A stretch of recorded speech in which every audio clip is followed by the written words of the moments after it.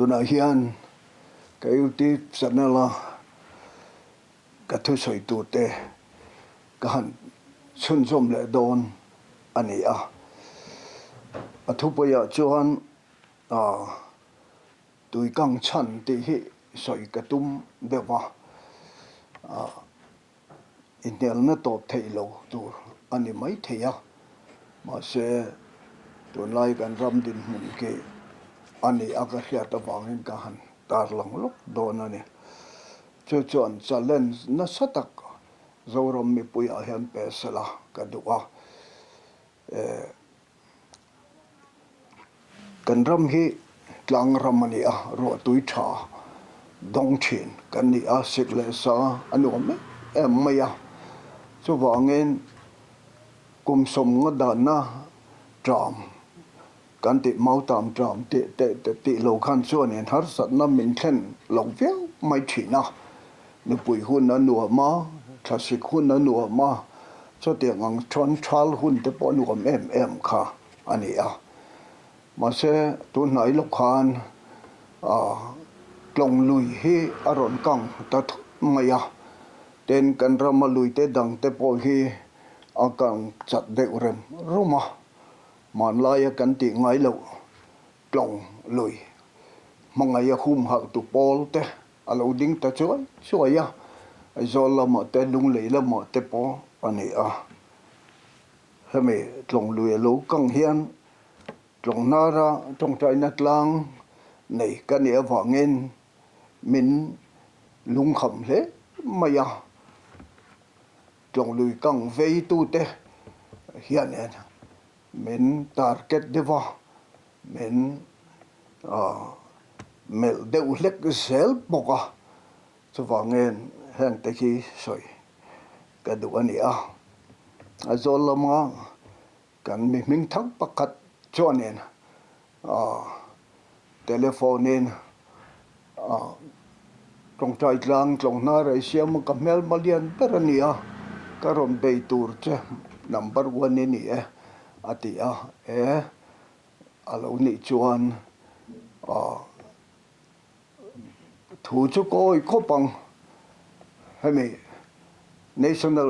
Green Tribunal hovina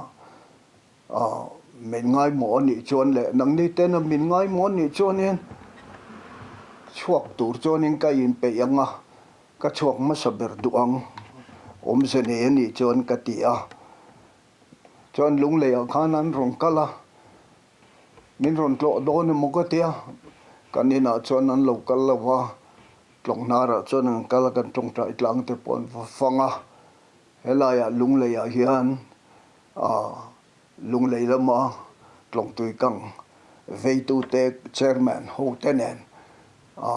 inkom nan ne ya tv han ka lo ngai tha ram ngothia apoi sia te an soya Tuinkang chan berani te an soya ne tlong nara hian pathian ne tong tai na tlang siam turin min tia kum tam tak ka ve a sang ni kuma tang khan ka lo be trana hun hi thadon nge thadon lo kum sari vel ka ena ka kal renga so ti lai chuanin nia kan ho tu te nan ve ang tak khan klong nara khianen forest ho hian thingan sai na sa mai hum hal tu ber te po hian thingan sai na sa maya an phur chuak tu te ka lo danga kalau beya then lung lea officer hey sai ha tang long aizol tang local parole te ho ten thing hian sai na sa anin sakna tur ni mo aizol lam te po phurna sa le maya ten painar kong lai ya an ro ra chum na tur thing zong te an tripa tu te na mo khang te khan motor tip tam tak an da ka lo mana kan sual lek thina ramngaw in thia se te chon tinga niang ka tia pakhat phei chon chema sa min tuma min sa du ta che lova ka chala che han sat la a tha ang ke poi pachal kan ya isa ngam chuan helai he thaber nge ka ti a an ti de wei te min sa ta lova kalom hle boka cho tiang ang chu ani a voina a kan ram Tuinkang ve tu zong te kan journalist ming thang le mi ro pui zong voina tlang auto te khi a hun laya kan pakhat ma tong nar hum hal tu khang ka mu hlom lovani ka lo chenga ka om chila khatiang ang khan ka ti a do tur zong kan do wa mi huat kan lo a mi poi kanan soya an thil ti to kan lo man saka rai ka nei po ka helova ka lo ti ve zel kha ani a so ti lai chon tu ma hi ka mu lovani ma se mi zo hi apoi nuwa ti le loi thin mi hi kan ni a ti dam a yin in ve na tha ti te hi kan khia a eng thila yan chuanin kan tlom ngoi in ka khia ni voina hian hei min ron lu chil tu tong tai tlanga mana khan simbial chan tu ten min he ka atong tai tlang he tlong ngar te bol hlo tu ni min ti ha boundary commission chairman alokala min ron nen dika sipai lal alokala min ron nen dika ramngaw pui thia lo hi hele lamra la sport complex mual za takan laya ramngon thia de in tam takan thia thi poisa silova helaya tong tai tang lo hum hal ve rama ngo te po lo hum hal ve rama ka tianga lo ti a ek in pakhat chau nei tu a hi an hek che hi adik big lovani an ti a chimbial chan tu te po an kova tiang khan an ti a tlong ti bol lo tu ngai chuan khilaya ek in pakhat chau nei tu ai chuanin lung lei kho pui kan ek in bol lo zong kan thian na tlong ai ta lu te hi a bol lo zong lo mo te an ti a khatiang khan in thil ti da na hi sa kholama thil ti na ve ema apia lama sport complex ngai dam thei tu in ni te hi adik big don ne mi te an ti a tiang khan kan loin ma chon to thina ram ngo thei he Tuinkang chhan ani ti chu kan pom fek maya ka pom vele maya kha tiang a lo hum ve to kha kan ni a helaya hian science journal Mizoram Science Journal volume LX3 number 7 September sang ni le som ni le pathuma kan mi thiam thil ziak hi ka chiara min hele maya ramngaw he Tuinkang chan ani vek lo tui hum hal tu ani vek chuang lo atenia Israel rama kianin he laya tanga ki mi Israel rama kal natur rap bian thaler khlai vela thing mun ngo cha de mai ni sari kal zet omakha thing mun kha tui ei kang tu vek mai kha ni a kan thing kha tui he pa hi pa ki patigan te lei chu aro veka in tur pom lova khami ram kong kal tlang kha chu mitam tak Jerusalem man then main an thi na ni te po ki chiar thinin karenga te khan trong trai mi ten an trong trai ya pathian ne na an thi main an tuyen dila te chuanin chan na ro pui tak lo thleng chu tui tang khanen dai alo tla tlem alo fara chu an do an lai khuara kang thei lo turin an siama an dunga lo kalte poin an ina an dam ram thei na turin te po khilai thaler chanchin le ramngaw chanchin ka sir na hian lo mu ve to ani boka ani vek lem lova poi mo ta chu tui na siam tu chu kamiram nga noya khan thing na tam tak lo tla khatianga in check home ruat na sa tak local khan direct in kan lei hi awa tlak lo kha poi mo ta direct a kan lei hi tlak chuan ruat tuk khatiang na sa taka khan lei khati khan chuna ti khan atia luang ral zel la khatiang kha ania omai ro chu tiang ang chuan tui kha siam reng lo vani ati che jok ni anti ama ro chu na tam tak alo om na direct in lei kha va khit lova kalaya nim na tla le amda avachun kan khalaya kan tui kha ai fok kho mai fok kho ma khalai ramngaw khan tui siam thi na ni tia mithiam ten an ziak te kha ka chiar thina ani takhi male o ka tia mithiam te tangkai na te hian min he hle ni amaro chu bible a hian ngun takin ka zira hei tuinkang chhan tak a hi alo om venga ram lua tu te hi ram ngo chunga te kan sual em ran nung te chunga kan sual nung cha te chunga kan sual em khatiang anga kanan oma kan nun hi pathian tri na reng om lova alo om ruk na rama hian pathian thin ur chuan mi hring te ka direct ati mai lovin tui ta kha a hawa alo kang ta ni te kha kan hu ni sam za le pali chang saria hian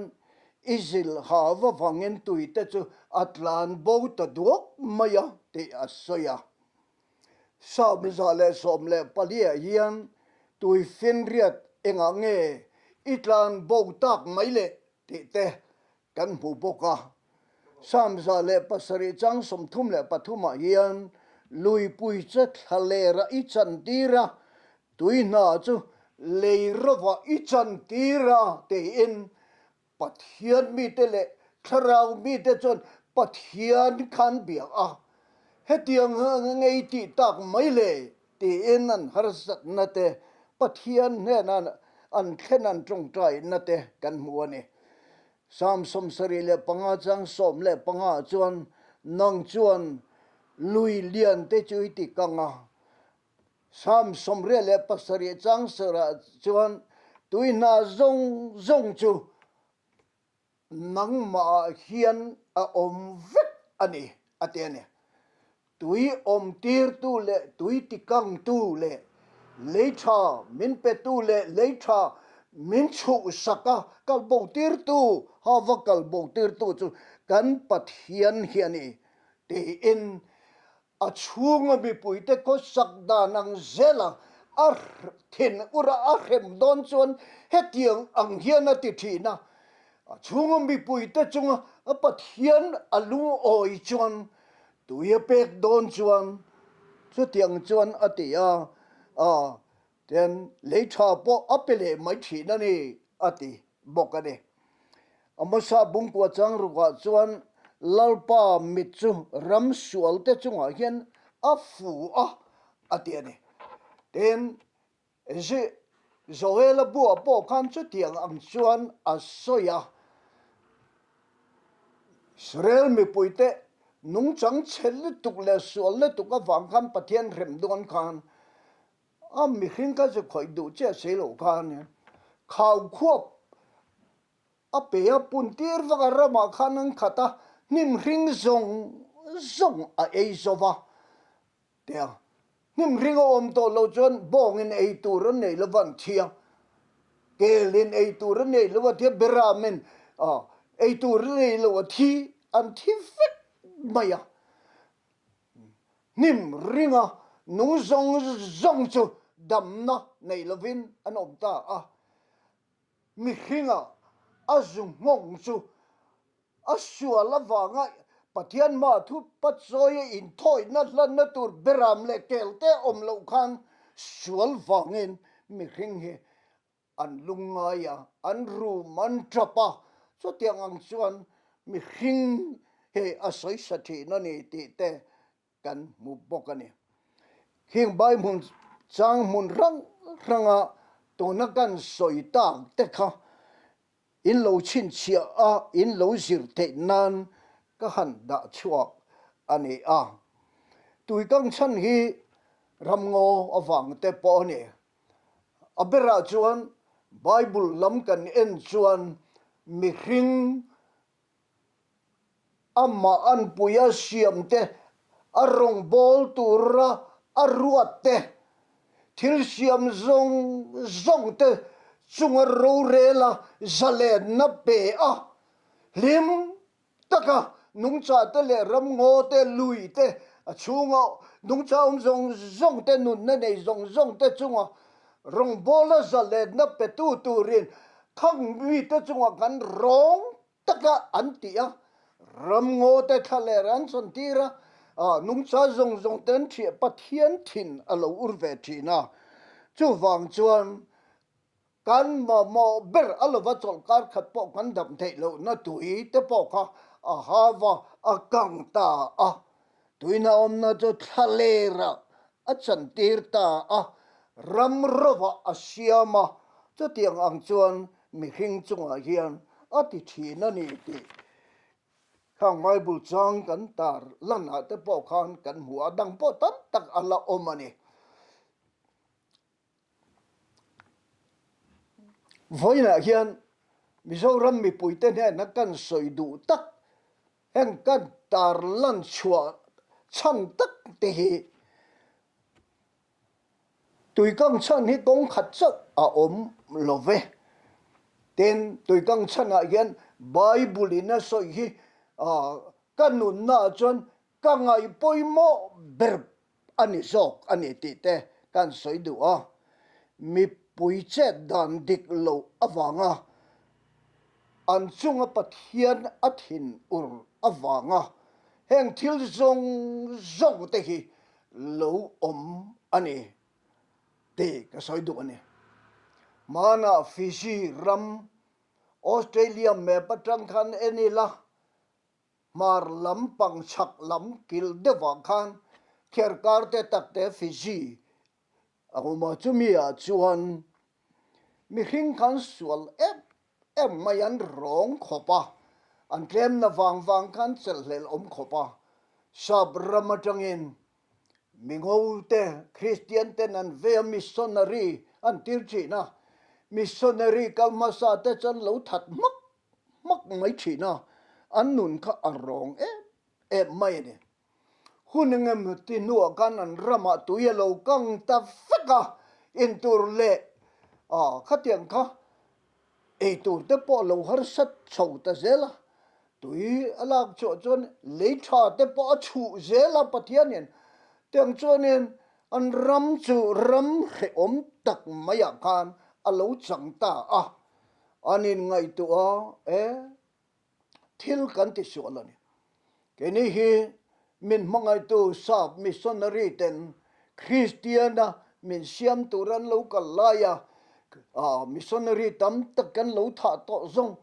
zong te wang kan pathiani kan chunga thin rim taniang ho sa brama kalila ngai dami vadila wantia sa brama pastor hovinan kala ani chuan ma na khan kan ngai dam to chulo voina hian in tan kan la tung trai rengani kan ngai dam me choni za in an lo ti lim takin an ho an rama chuan sual thupa choi tung trai na le tui dilin an tung trai ta so an ngeya rambi pui te chu pastor hovin an tung trai mup maya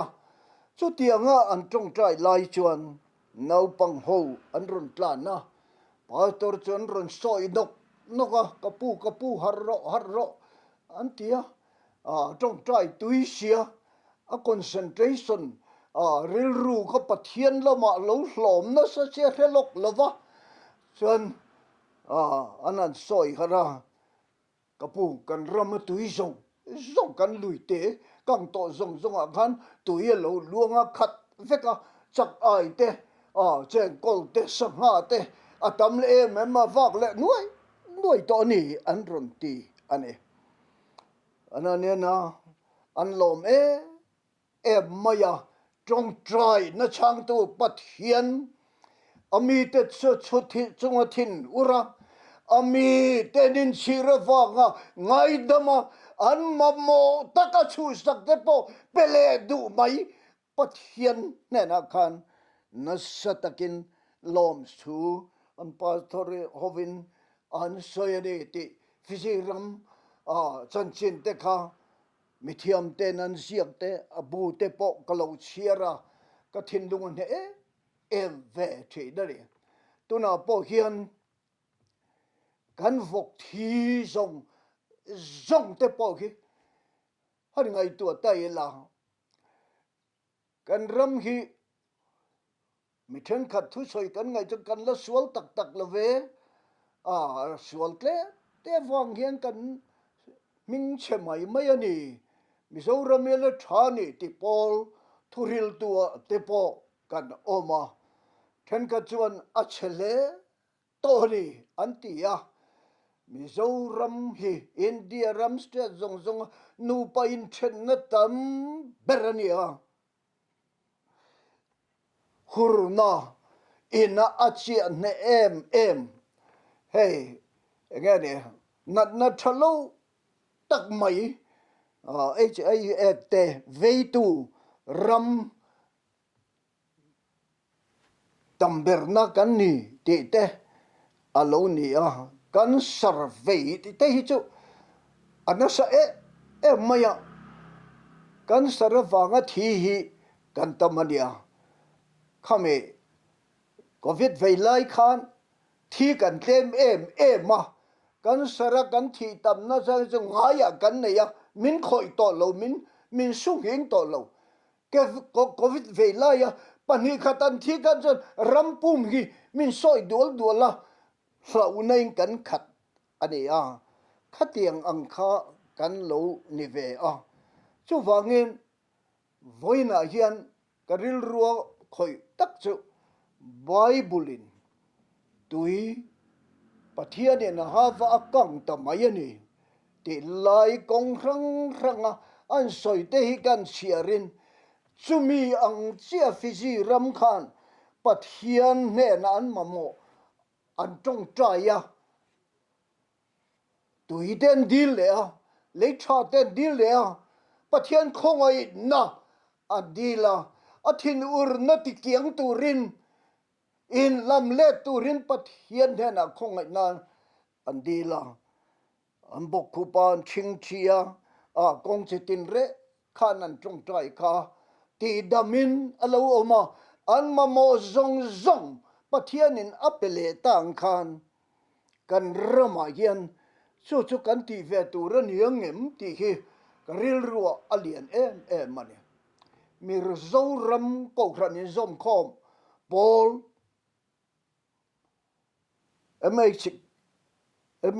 MKH te heng ho te po kia den ko rang ruai tu te kha committee yula kan rama tui thazo lecha thazo du omzo kan lo ne kan ram hi ram niang dar tak alo ni le te na turin pathian za ngai na te po hi dila trong trai hi apoi mo le in ka hia amai ro chu ka soi du chu kan ram political dik lo hi alla le mai ani khame trong trai tu jinga khan emane vuat zong takhan sai pu na sin chuan kha an be mia mayang helaya yen congress poin helaya an mi huwa zong takin sai puan lo sim sela atong trai na khan lo ti sela wasapa an bele na sale dona sutiang ang ram politik thalo an mania be tu te gai po khan pathian po an hlau lo ko khan po an hlau lo pathian po za chong lo ko khan po za chong lo an party ati emo an chief minister emo president emo ti chu thiang lim adang zong bol lo a chan tir tu ko khan lal na po thu nei na po enga ma ngai lo pathian lal na thu nei na po ngai lo party chau dika thiang lim nia ngaya kan ram political sual hian chu kan ti theyang em ti te ro chu min ngai tu tir na sa em mani amai ro chu hi kan ti mak bo ni don lom ni ti hi ka ngai tu a mi kem te khan ten kan lo ti po ne sela kan ho tu te hian in kal tlang puing amang em pathian za ngai na kan di la in chira thin lung ke a trapa pathian kan au hian kan rama hian kong tin reng in mal som na dang ten en kan dong le theyang a ti hi ka ngai tu a he sarmon kan soi chan ber po fiji ramin pathian khongai na pathian thin ur tinema tire an trong trai nein mal som na an au kir theyani chuan mi zo ram po hian kan thei don lom ni ti hi mi ngai tu tirani em po ni sela tui hi chu en party po hin kan mamo po sarkari na mamo emane pole congress po mamo isi po ina mamo tun sarkar po hian ha mamo thau in tinin kan mamo mei thai na mamo pitar putar le nula wetlang na now sente po tu hi kan mamo vekadi he kan vaya kan mamo hi chu lung rual takin pathian ne ra ram chazok nen kan dil kha apoi mo lom ni o ti min ngai tu tira ko khan roi tu te ka thu soi ngai kha tu te thin lunga pathian ne na sima trong traya alam kan hoya song ngeya kan be hi ahun ani ti an thin lunga lo lu the nan ka han soi ani a khongai takin zoram mipui zong te u politica kanin be na chu om ngei mai amai ro chu heng hi chu nam anga kan tran rual na turani chung kwa zong khotin eng ti ma kan tran rual na tur ania kan pathian chung nung bera ram zong le nam zong le sarkar zong chunga lal ber le ro rel tu gi kan vaya pathian ania kan vaya mamo gi ania kan mamo min chu sak thei tu kan mamo min pe thei tu kan nun na thenga akuta om kan ni hi kan hriata tlom taka in lungrual taka kan ram le kan ham tan pathian kan au hi atuling ka kia a karon soi ani ladi sho krista min mangai nehi anasa e ma Imania vanga tingan sedonga sual reng nei lo tu suala sia malau omta min mangai na vangian katuna kan mamo zong tuile lecha te ram cha te ram hau sa jok te tui du om jok te min lo pele turin kan tran rual hun kan trong trai hun ning ka khia in vai in ka som choni kan thu soi te pathian in malmin som sak ro cha amen